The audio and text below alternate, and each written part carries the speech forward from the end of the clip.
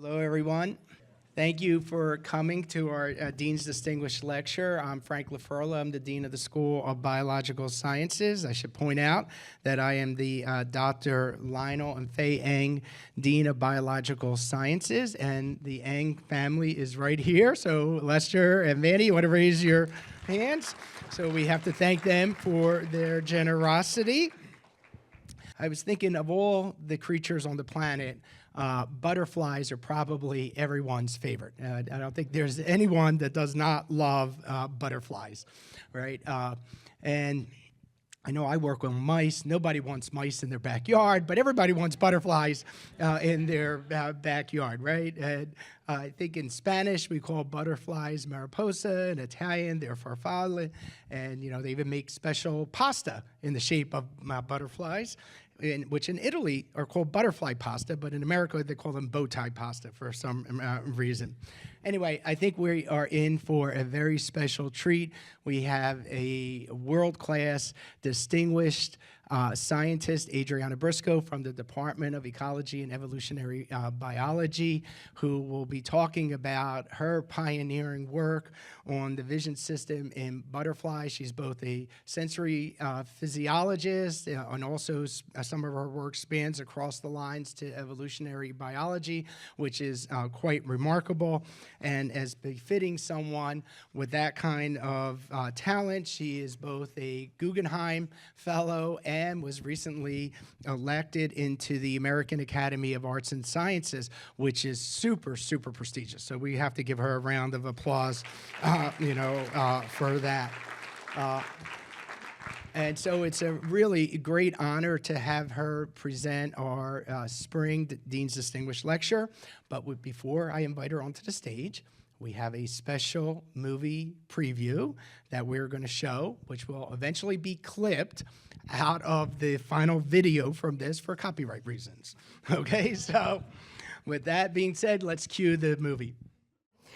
Thank you, Frank, for that kind introduction and for the generous invitation to speak to everyone today. It's thrilling to be here to see some familiar faces from my School of Biological Sciences, as well as the wider UCI community, including members of the public and also my family.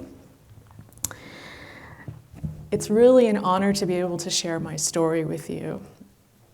And one of the things that I love about this series is that a goal is to convey the importance of life to the public. And so today, I'm going to talk about the importance of butterflies, not only to me personally and professionally, but also about the important role they play in our ecosystem and the inspiration they brought humans for thousands of years. So butterflies are known for being symbols of transformation or metamorphosis, and for a good reason. Not only are they beautiful and signify movement, such as the natural right to migrate transnationally across borders, a topic we've worked on in my lab previously. But they're critical to the transformation of the lives of both plants and animals by contributing to this healthy ecosystem. One way they do this is by being a crucial food source for nesting birds. As you can see, this caterpillar in the beak of this wren.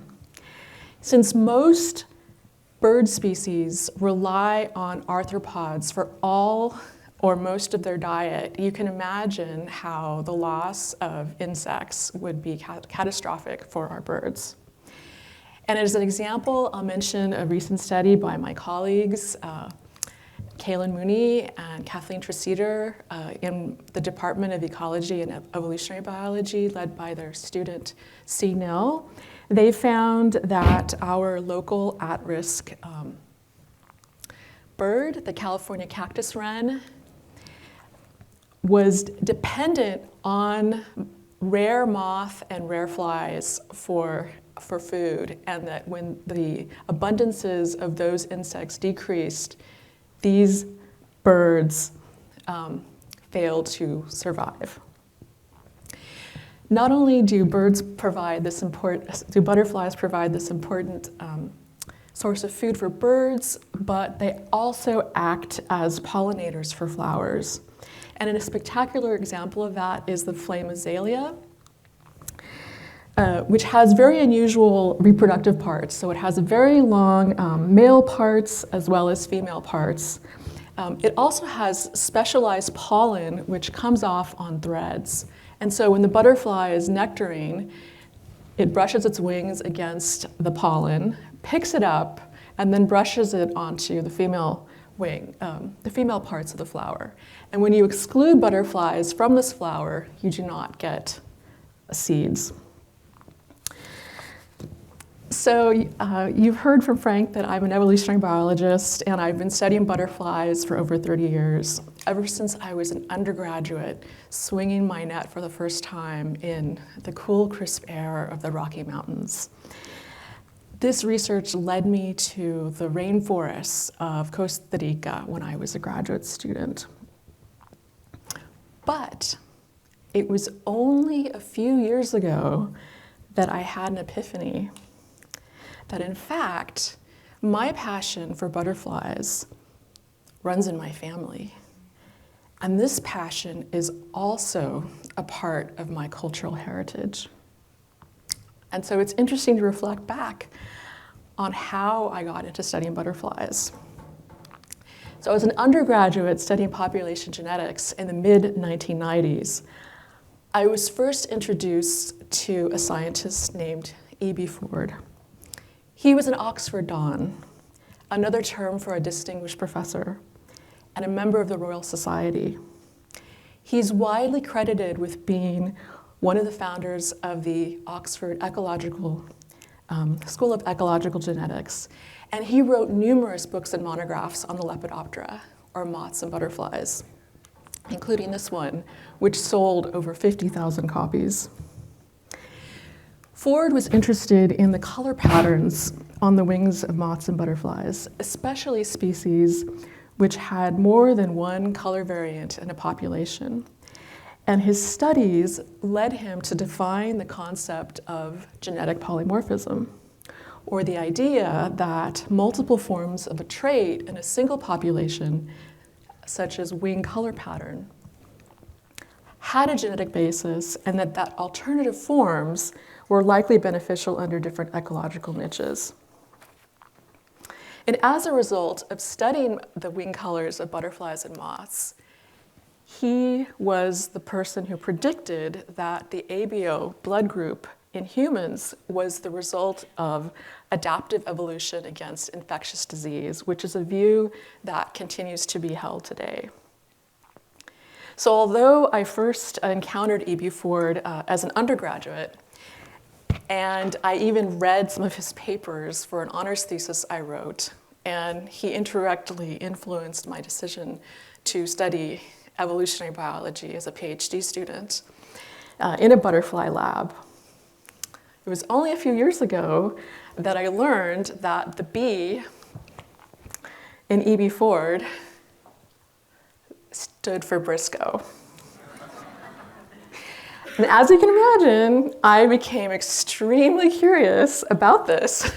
So I looked up Ford's genealogy, because he was actually quite into genealogy. And I was astonished to discover that, there's my dad right there, we are descended from a family of Briscoes. We're both descended from a family of Briscoes from northern England. Okay, so which is why this is amazing to me,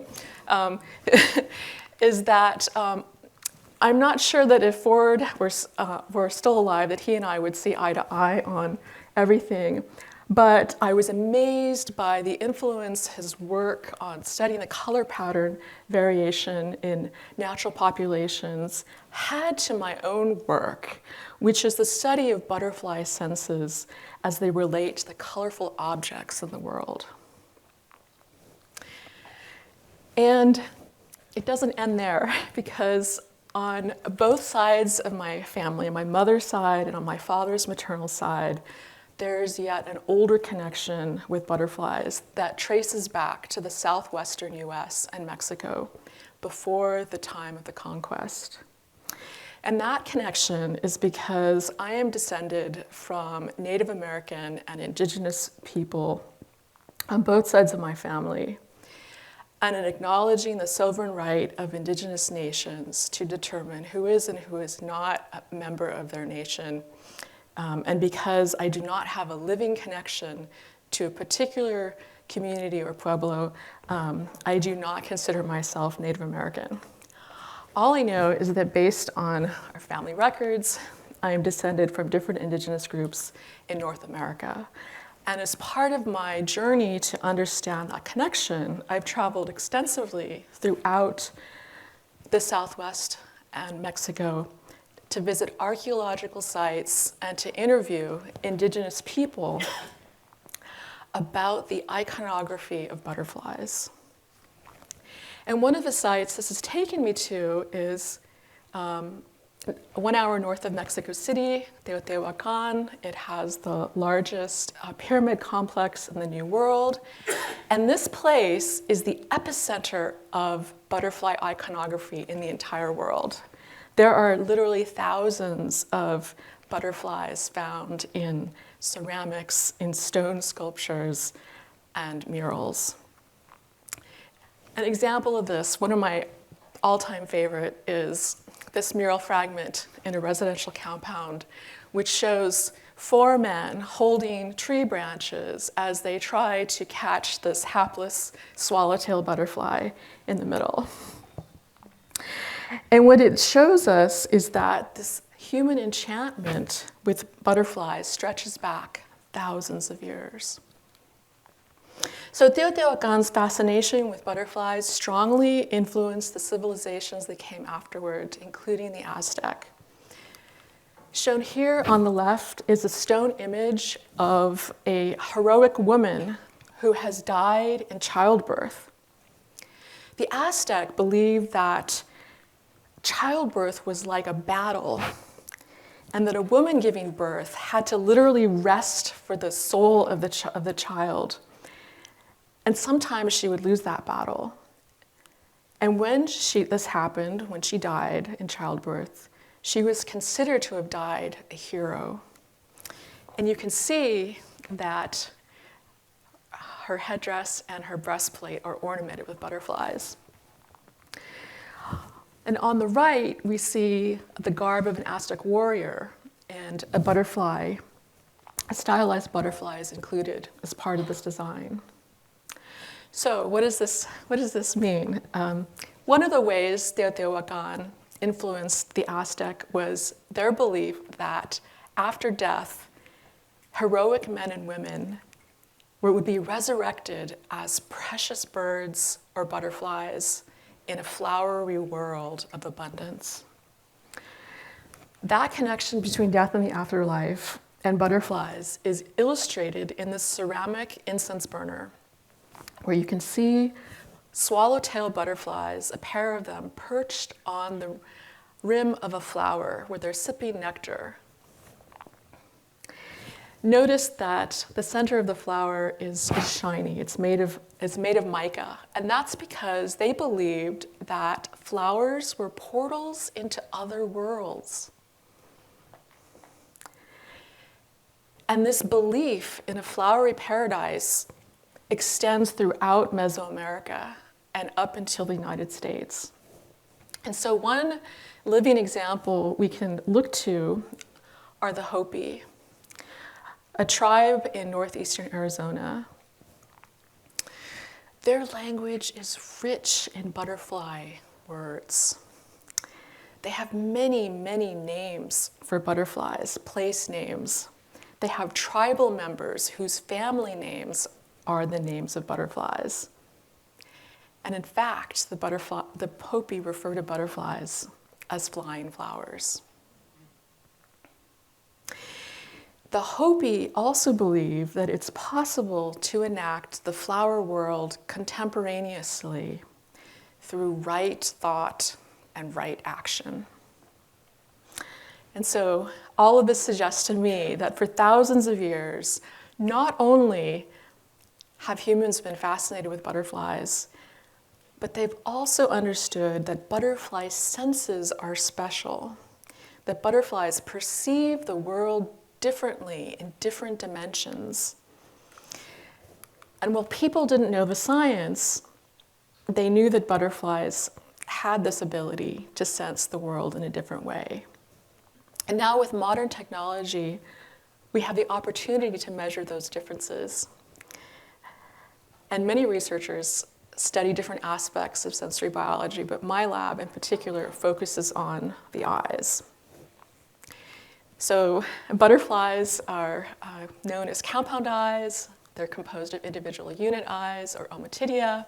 And the way they work is that light passes through a transparent cornea and is focused by a crystalline cone onto a stack of microvilli. If we were to cut across an individual ommatidia, we would see this flower-like structure, and each of these petals represents the individual photoreceptor neuron. And these photoreceptor neurons produce molecules that I'm going to talk about at length that are light sensitive and are the basis of color vision in both our eyes and in butterfly eyes. And so if we zoom into this structure,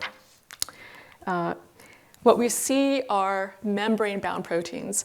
And I just want to mention that at UCI we have a professor who actually crystallized rhodopsin, who determined the crystal structure of rhodopsin. So we have a very distinguished group of faculty here that work on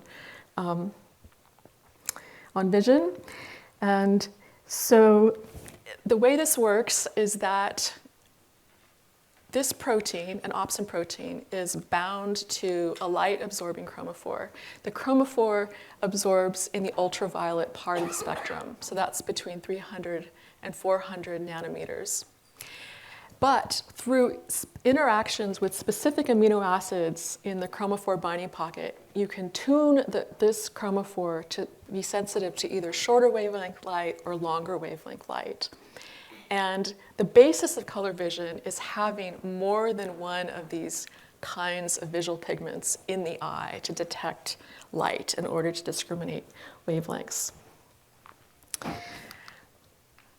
So we've worked on opsins in a lot of different organisms, including monarch butterflies. And in some of our earlier work, we were specifically investigating the neuronal circuitry, which connected the part of the eye that senses ultraviolet polarized light that monarchs use when they navigate. But I'm going to spend the rest of my talk discussing these butterflies. They're known, they're also in the same family as monarchs. They're known as heliconius butterflies. And they've been studied for a very long time, and for good reason. When Charles Darwin published his theory of evolution by natural selection in 1859, naturalists like Henry Walter Bates and Fritz Müller, who were studying these butterflies in the rainforests of South America, thought that their unusual color patterns were the result of Charles Darwin's natural selection. And so they put them forth as evidence in support of his theory. And so what did they have in mind? Well, within these butterfly groups, you can have between geographical regions, a single species like Heliconius melpomene will look very different, but within a geographical area, you'll see that it has converged to a similar wing color pattern as a different species, Heliconius errato. And so this process is driven by visual predation by birds. Visual predators like birds cause these wing color patterns to look similar to each other. And so seeing these look-alike butterflies in the rainforest of Costa Rica as a graduate student led me to this question. Do look-alike butterflies see alike? And so it turns out that these butterflies have 4 of these opsin proteins that I mentioned earlier, and they are all found on autosomal chromosomes, which means both males and females have both of these, all of these genes. And so when my graduate student, Aide Macias Munoz, decided to look at their expression, so quantifying the actual messenger RNAs for each of these opsin proteins, in the eyes, she found that they were all expressed. So we were extremely surprised when my graduate student, Kyle McCulloch, then looked at the protein expression of these 4 opsins and found that, in fact, one of the 4 was not expressed as a protein. Now, we are not the first people to have discovered this disconnect with opsins, but we are certainly one of the first. So a similar disconnect was subsequently reported when a group of researchers looked at RNA and proteins of opsins in bats. They could detect full-length mRNA, but no protein. And so there's something about the post-translational regulation of opsins that we don't understand, meaning we don't understand what happens to the protein after the mRNA is made. Okay, so that was a surprise. What about its lookalike? Well, this was even more surprising. We found that all 4 opsins are expressed in females, 3 of which are shown here. Males only express 3 of the opsins, 2 of which are shown here, and they have a sexually dimorphic eye. The previous species did not have a sexually dimorphic eye. So ever since this discovery, we've been trying to understand the consequences of having a sexually dimorphic eye. Imagine if, your partner saw the world in a completely different way than you did. That would be kind of a surprise to learn that. Or not.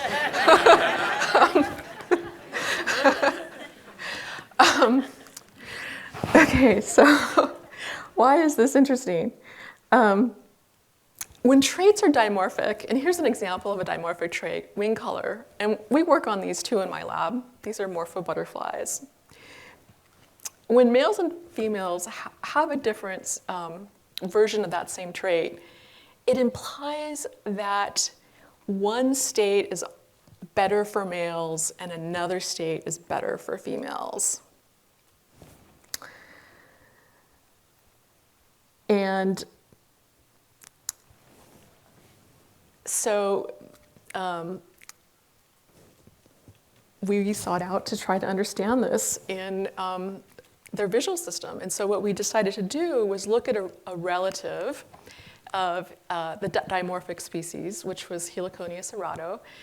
We looked at Heliconius chertonia because most butterfly biologists do not pay attention to what's a male and what's a female in the field. Believe it or not, nobody's paying attention, especially to females.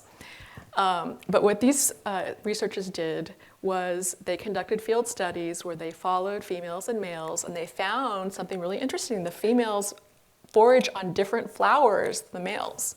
They prefer this flower called Hamelia patens, whereas males preferred this flower called Lantana camera. And what's also interesting is the females collected more pollen from this flower. And why that is significant is that these butterflies are able to digest pollen. Pollen has an incredible impact on their lifespan. Without pollen, these butterflies live perhaps a month. With pollen, they can live 6 months. So there's something remarkable about pollen that we don't understand that has this massive impact on their lifespan. And before the pandemic, I was trying to work on this and then had to stop working on it. But it's a really fascinating question about why this dietary food source has this intense boost on their, particularly their reproduction. So females will lay many, many, many more eggs because they have access to pollen. Okay, so we decided to look at this visual system because behavior, this is really interesting behavior. And so again, we found that in this species, the expression of this particular opsin, UV1, is female specific. And it's not expressed in the male eye. And what's interesting about this is that we did some electrophysiology, meaning we recorded from individual photoreceptor cells in the eye. And we found that UV1 protein encodes a neuron that's sensitive to ultraviolet light. UV2, which is the result of a gene duplication, encodes a neuron, produces a neuron which is sensitive to violet light, and so forth. Having two of these in the eye, and I think my laser pointer has totally gone out, so I won't be able to use it anymore. Having two photoreceptors in the eye that are close to each other in sensitivity means that female butterflies have the potential for ultraviolet color vision. Now, something we don't have. And so we became interested in figuring out what they could see. And as you can imagine, it's rather difficult to ask a butterfly what it can see. You have to get it to do something to indirectly tell you. And so I did these experiments, and that's why there's a picture of me smiling, because I trained butterflies. Yes, I did. For months on end, I trained them to associate a sugar reward with a particular colored light. So these two lights are different wavelengths, 390 and 380, and you're going to see a trained butterfly, what happens after you train them.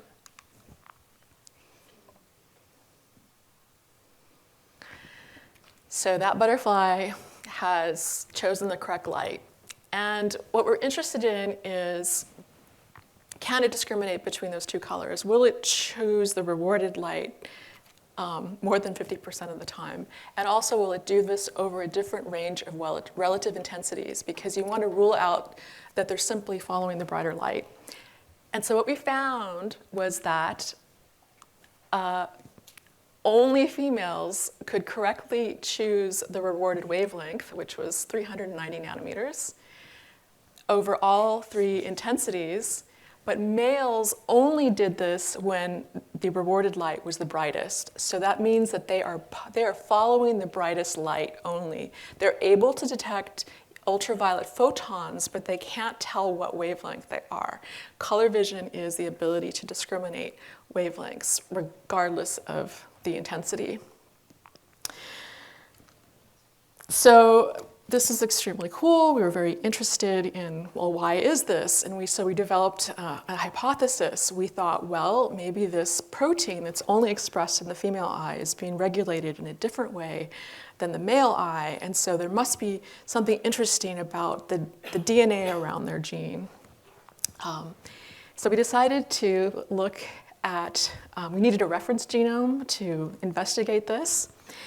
The only reference genome available was for Heliconius melpomene, which is the species I mentioned is not sexually dimorphic. So Mehul Chakraborty, a postdoc in J.J. Emerson's lab in ecology and evolutionary biology, did a wonderful job creating a beautiful state-of-the-art reference genome for Heliconius cheratonia. And what these squares show is represent each of the chromosomes that were recovered. He recovered all of them, including the sex chromosomes, the W and the Z. And what's notable about this is that the W chromosomes often aren't recovered because they're tiny, they contain a lot of junk DNA, there's very few actual genes on them, so they tend to degenerate. The DNA gets thrown away. So one of the things that we did, because this project was taking place during the pandemic, is that we had to pivot to a lot of online research. And for a genome project like this, what I like to do is have my undergraduates look at the data. by eye and check whether it looks good or not. So one of my students was checking for different genes involved in vision in this genome, and she made an important discovery by doing this job that sounds not so exciting, but turned out to be incredibly important. And what she discovered was that the gene that we were interested in, UV1, which is on chromosome 17 in Heliconius melpomene, is completely missing from the chromosome 17 of Heliconius cheritonia. So that was really perplexing. And so Mehul decided to look in the trash can of our genome and found actually that there was a piece of the genome that had not been part of the original assembly. So he put the pieces back together, and he discovered that our gene of interest is on the female-specific sex chromosome. Okay, so never thought of this as a viable hypothesis. And the reason why we didn't think of this first is because most genes that end up on sex-specific chromosomes, either they degenerate or they move to autosomes. They do not stick around. And so this gene we knew because it was found in at least 2 species, has been around for a very long time. So this is a very, very unusual case. It's sort of like in humans, the similar chromosome would be the Y chromosome in humans. And so it's really weird that this gene is on there. So this gene is obligately female specific. So to validate that the gene that we were interested in was in fact the gene we thought it was, my students, so Angelica, my graduate student Andrew Dang, and Mehul injected a lot of butterfly embryos to try to inactivate this gene, and they were successful. So this is a double mutant. The gene has been cut twice. This is a female eye, and what you can see above here is the wild type eye, where in green we see the UV1 protein expressed, and then below this dotted line is the mutant tissue. Because when you inactivate a gene with this technology, usually you're creating mosaic individuals. You're not creating an individual who has it totally turned off. You're creating an individual that has patches. And so we decided to look across the phylogeny, and what we found was that in this group here, shown in blue, these species, the gene is all on the W chromosome. The females all have UV color vision. And these species, this gene is found on an autosome. But remember, there was that weird thing, in this species, only one of those opsons was expressed, either UV1 or UV2, but not both. So these butterflies are UV colorblind. So this is an extremely dynamic and complicated system. So you might be wondering, why would you evolve a new photoreceptor? What is the benefit of having a new color channel? And so I want you to pay attention to this color here on the hind wing of this butterfly, because it's a very interesting color. It has some very unusual properties, including the fact that it is fluorescent. Not only is it fluorescent, but it is the result of a chemical called 3-hydroxykynurenine. This is actually a metabolic waste product of tryptophan. So for example, when you get gray hair like me, and sometimes gray starts to look a little yellow, it's this chemical. You can begin to see it's a little bit of the yellow is actually that chemical that we see in our hair. Okay, so it's found everywhere. But what's really strange is that these are different butterflies that are all related. They're all in a particular subfamily. And at some point in the evolution of these butterflies, when this genus starts to evolve, they all switch to using this chemical to make yellow. And that's really odd because they also have yellow on the wings of the other species, but it's a different chemical. And so you would think once you evolve a chemical pigment to make yellow, that would be enough. Just leave it alone. So why would you switch? Also of interest is that our gene duplication of this photoreceptor occurs at the same time.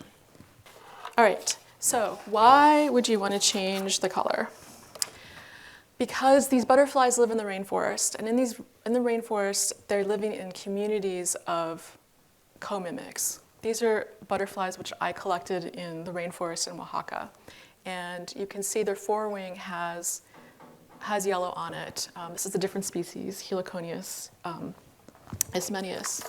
And this color has an interesting property, which is that in visible light, these are the yellow patches. This is a mimic. It looks this way, but in UV light, it looks like this. So it has UV reflection as well as being yellow. Whereas this yellow, no UV reflection. And so the analogy in human vision would be this is a kind of purple. As a UV yellow color, it's more like purple, whereas this is more like a color like red. And if we quantify this using a spectrometer, so this is reflectance, what we can see is that the yellow in Heliconius has a big reflection in the UV, and then you have reflection in the visible part of the spectrum, whereas in Uedes, you have very little ultraviolet and a much different kind of slope in the visible range. And so the question that this arose in our minds was, what if the new receptor had something to do with telling mimics apart? In particular, mimics that differed in these kinds of yellows. Because if you're a male butterfly and maybe you don't live that long, you want to find a mate pretty quickly to beat out the competition. So wouldn't it be cool if you were a little bit better at figuring out who was the right species? So we took a theoretical approach to this. We decided to model the visual system of the male Heliconius aurato, which has this new gene, and compare it against a visual system found in this close relative, Uedes, that expresses the other protein in the eye. And what we found was, for this task of telling those yellows apart, that actually this Heliconius aurato visual system was superior. It had an advantage. And so that suggests to us that one of the reasons why this gene was beneficial was for this problem of mate choice. Well, that's all theory, and we'd like to test this in the wild. So the questions that we then decided to look at using field studies and behavioral studies in the greenhouse were the following. To what extent does ultraviolet, a component of color that we can't see or appreciate, influence bird vision? Because actually birds can see ultraviolet. To what extent do birds care about different kinds of yellow? Okay, so birds have a really good color vision system, and they probably can tell the difference between these colors, but to what extent do they actually care when they're presented with this variation in the wild? Same question with mate preference. So do male butterflies prefer females with a blast of UV color? Do they prefer females with this special yellow, this new yellow? And so my student, Susan Finkbeiner, conducted these studies in Costa Rica and Panama. She did 2 types of experiments. She created paper models, UV plus, UV minus. This is 3-hydroxykynurenine yellow. This is the yellow found on close relatives. She added plasticine bodies, hung them in the forest. She counted beak marks, and then In the greenhouse, she gave butterflies a choice between two paper models. You can see them. You'll see in a moment a butterfly flying and making a choice. So that's a choice. And so what do the butterflies tell us about the preferences of birds and butterflies? So birds attacked all of the models at about the equal rate. They were pretty much, they were indifferent. And why is this cool? It's cool because, remember, these are mimetic butterflies. Mimicry is driven by visual predators like birds learning to associate a particular warning color pattern with a bad taste. And so these things are good enough for the birds. What about the butterflies? She found that both for approach behavior, the butterflies preferred a UV color addition. They also preferred the new chemical yellow, 3-hydroxykynurenine. And for the more intensive courtship behavior, it was really the 3-hydroxykynurenine that they cared about the most. So what this experiment tells us is, one, mimicry works. The birds were basically indifferent to these subtle color variations. It doesn't mean they can't see them, but they aren't motivated to take action. They both matter for butterfly mate preference. So that paints a picture of the male eye. Remember I said that sexually dimorphic traits imply that one state is better for the male, one is better for the female. That tells us about the male eye. What about the female eye? Remember, the female eye has all four of these options expressed. What is the possible benefit of that? Going back to this idea of foraging. So we took, again, a theoretical approach. This is one of their preferred pollen flowers. It's a vine called Siguria.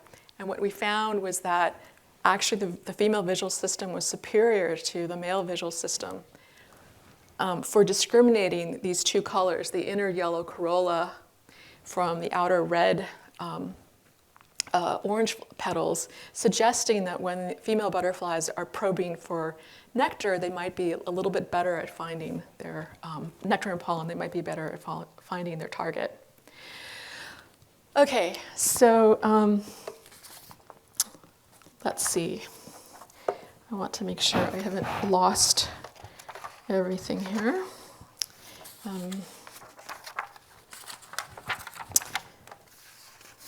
Okay.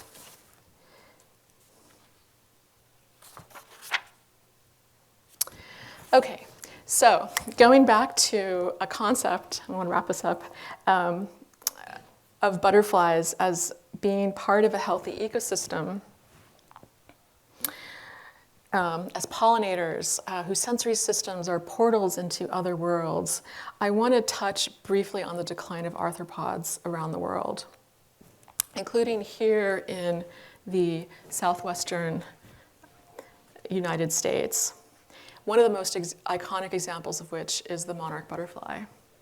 And these are the different study sites where researchers counted butterflies over more than a 20-year period. And the important thing to note, each of these graphs represents a different study site, is that there's a line that is sloping downward, meaning there's decline. And to appreciate the steepness of this decline, we can look at this video that was put together by the Center for Biological Diversity. Each of these butterflies represents 1,000 monarchs. And this data set starts out in 1997 when there were 1.2 million butterflies. And you can see each year what's going on with these butterflies.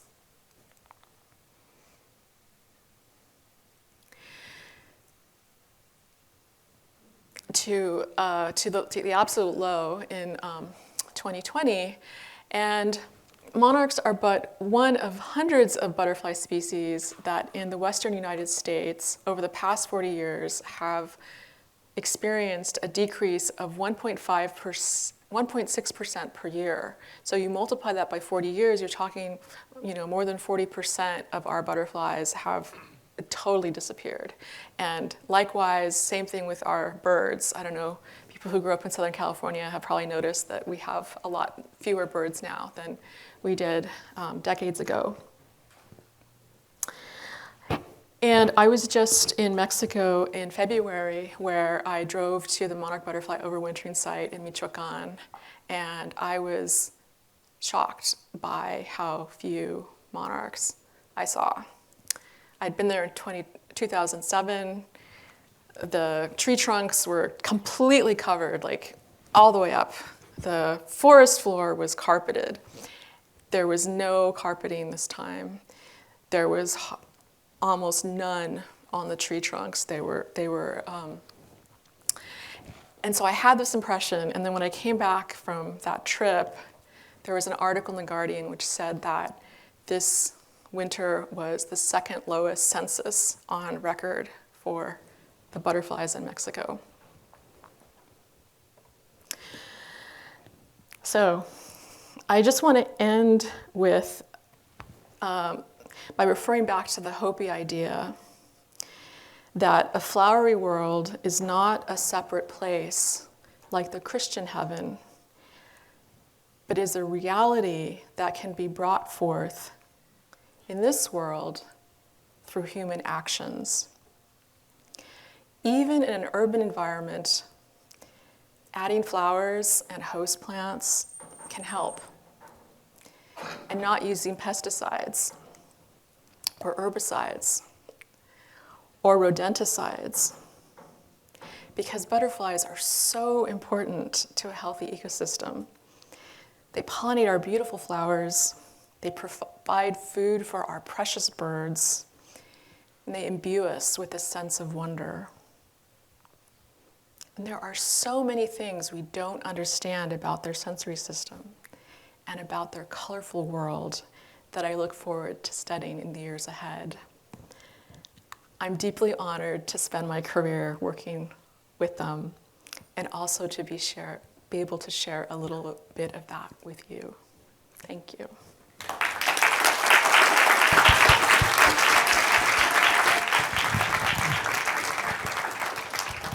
Thank you, Adriana. We're never going to look at butterflies ever again the same way we did before.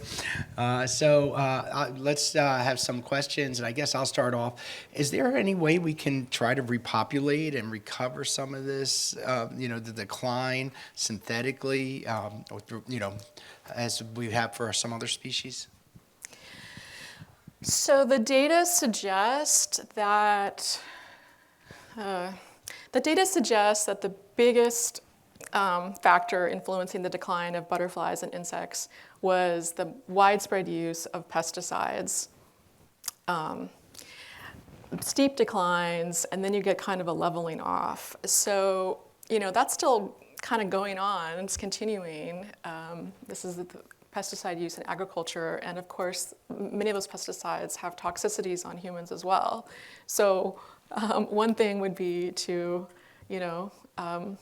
not use pesticides as widely.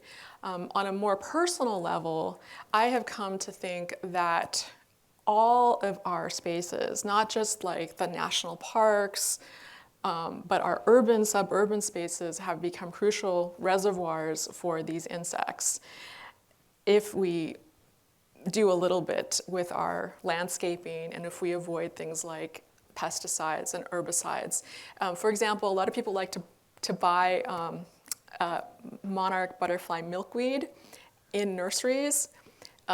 Scientists have studied the milkweed you get in nurseries, and almost all of it has pesticides on it. It's been treated with pesticides. So if you do that, you might want to let the plant rest, for a little bit before you put it in the ground, just to kind of let that pesticide go away. Okay, good. Craig?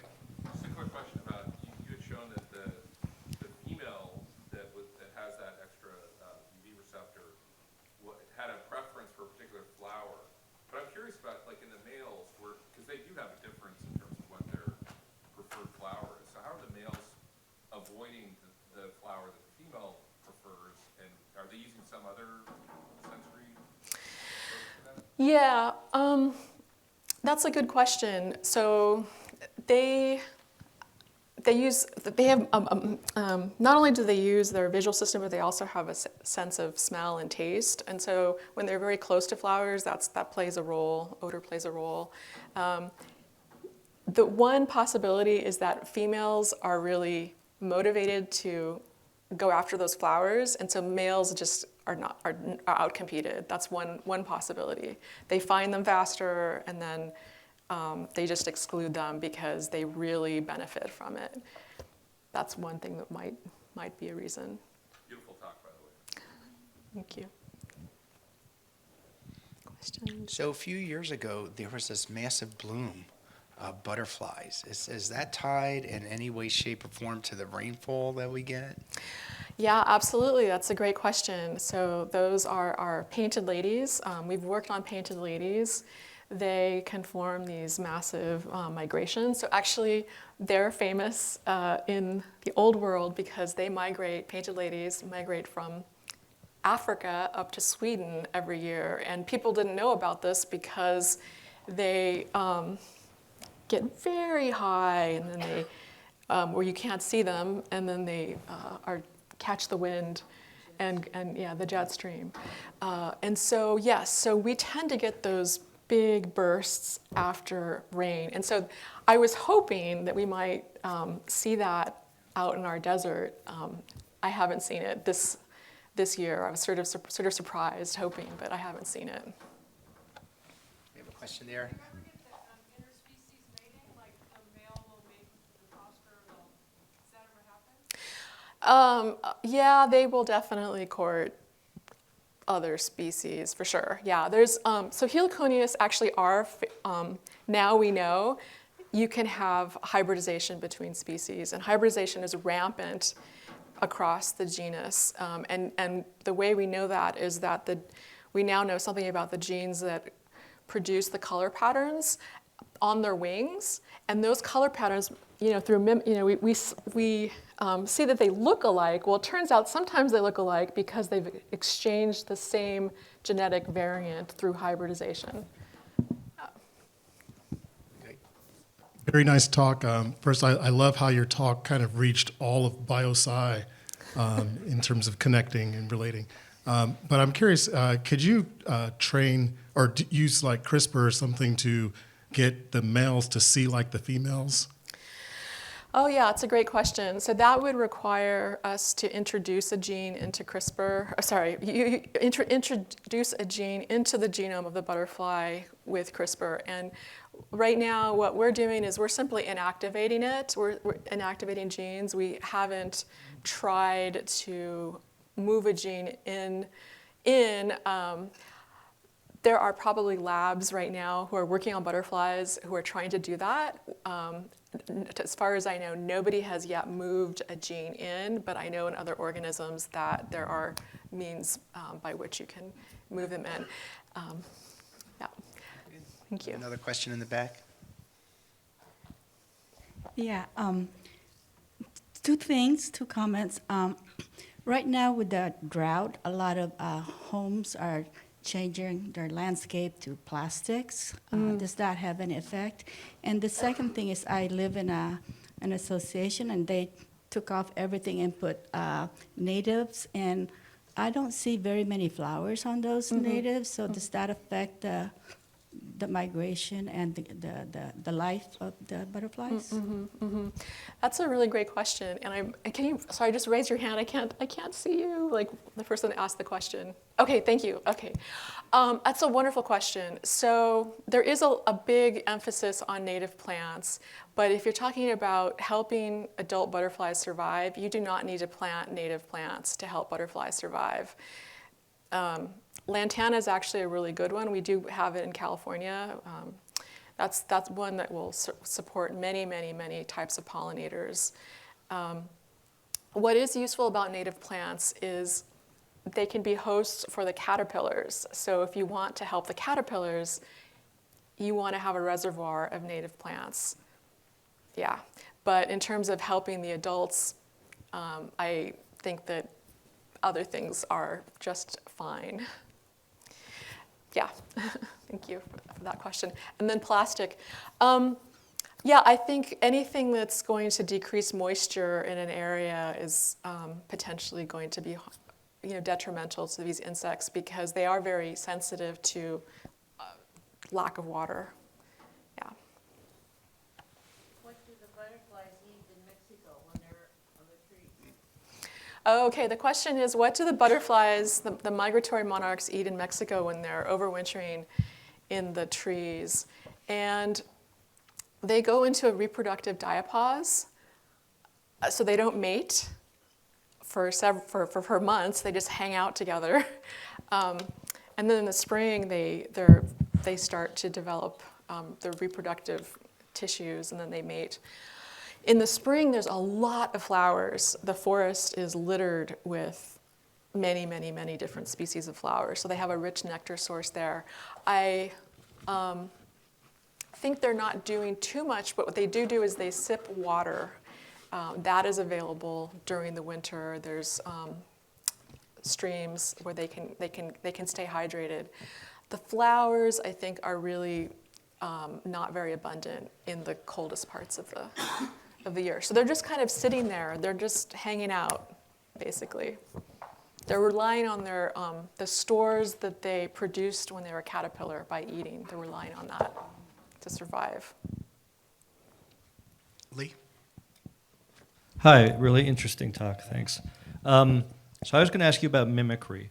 So I understand one type of mimicry, which is when a butterfly species that tastes good to birds changes its coloring so that it looks like a species that tastes bad to birds. And I believe that's called Batesian mimicry. Right. But you were talking about Mullerian. Mullerian mimicry, and that's when two species that both taste bad end up resembling each other. Correct. Why? Why? What selective advantage does that give them? How does that trick the birds? Well, it's thought to evolve faster. Batesian mimicry is thought to be more slowly evolving because there's like a lag between, the species that is unpalatable, that tastes bad, that is dragging the whole process of evolution, but there's a lag because the other species has to catch up. With Mullerian mimicry, it can just be a much faster process of evolving what we call warning color patterns. Okay. Okay, we have one more question in the back somewhere. In the center, you see it? There's also a lot of in-between Mullerian and Batesian mimicry. There's a lot of, in-betweens out there. Hi, is visual sexual dimorphism unique to arthropods, or is it present in other beings? I'm especially interested in maybe tropical birds where UV coloring has been observed. Mm-hmm. Yeah, that's a great question. There has not been enough work done on birds to answer that question, but we do have dimorphism in human vision that is always fun to think about. As we know, there is very high incidence of what we call red-green color blindness in humans, and that's because we have two opsons that are on our X chromosome, and males only get one of these chromosomes. Females get two, and so you activate one of those two genes, and you get red-green color vision. And so that's And it turns out that in New World primates, having a male that is red-green colorblind and having a female with red-green color vision is the natural state. That is the way they are, and it's been that way for tens of millions of years, where you have red-green colorblind males and females with red-green color vision. Okay, I think with that, we have a little gift for you, Adriana, to commemorate this very special occasion. It's not a butterfly. It's an anteater, and I don't think anteaters eat butterflies, so that's good. Thank you again for a terrific talk and an overview into the enchanting world of butterflies. It's really fascinating to see the wonderful colors, especially compared to mammals, because mammals are so boringly colored, so relatively speaking. So really appreciate that. It was like watching our own PBS documentary documentary here. And like I always say, we are like PBS because we depend on viewers like you. So if you're interested in supporting us, Hazel and Madison are in the back somewhere or up front. So make sure you talk with them. And let's give Dr. Briscoe another round of applause for a great talk.